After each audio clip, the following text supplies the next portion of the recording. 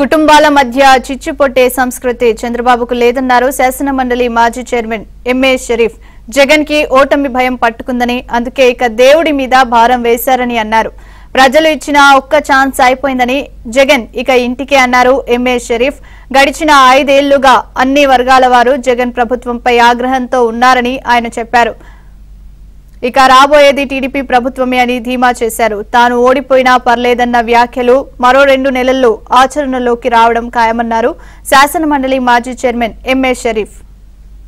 మిమ్మల్నే నమ్ముకున్నాను, నా బీసీలు, నా ఎస్సీలు, నా ఎస్టీలు, నా మైనారిటీలు, మీ బిడ్డ అని చెప్పుకున్న వ్యక్తి ఈనాడు ఓడిపోయినా పర్లేదు, నేను సంతోషంగా దిగిపోతాననే స్థాయికి వచ్చారంటే ఏ రకంగా ఆయనలో ఓటమి భయం పట్టుకుందో ఈ సందర్భంగా మనం అర్థం చేసుకోవాల్సిన అవసరం ఉంది.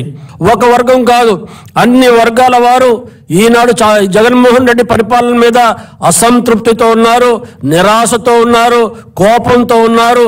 ఎప్పుడు ఎన్నికలు జరిగితే అప్పుడు వీడిని తరివేయాలి అనే ఆలోచనలు ఉన్నారు.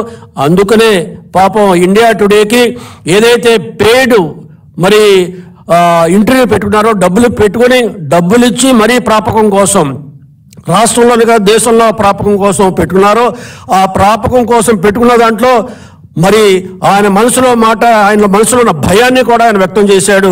నేను ఓడిపోయినా పర్లేదు, నేను సంతోషంగా దిగిపోతాను, నాకే ఇబ్బంది లేదు అని చెప్పారంటే ఏ రకంగా ఓటమి భయం ఈ రోజు ఈయనకు పట్టుకుందో ఈ సందర్భంగా ప్రజలందరూ గమనిస్తున్నారు.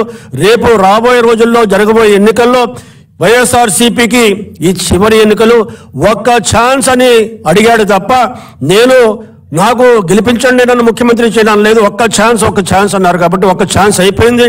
ప్రజలు ఇచ్చిన ఒక్క ఛాన్స్లో ఈయన ఎక్కడ కూడా పాస్ కాలేదు, మరి పూర్తిగా ఫెయిల్ అయ్యాడు. మరి రాబోయే రోజుల్లో తెలుగుదేశం పార్టీ, జనసేన మరి సంకీర్ణ ప్రభుత్వం రాబోతుంది, మంచి పరిపాలన ఇస్తుందనే ఆశతో ప్రజలు ఎదురు చూస్తున్నారు. ఆ ఆశ నెరవేర్చడానికి మరి దేవుడు కూడా సహకరిస్తాడని సందర్భంగా మనం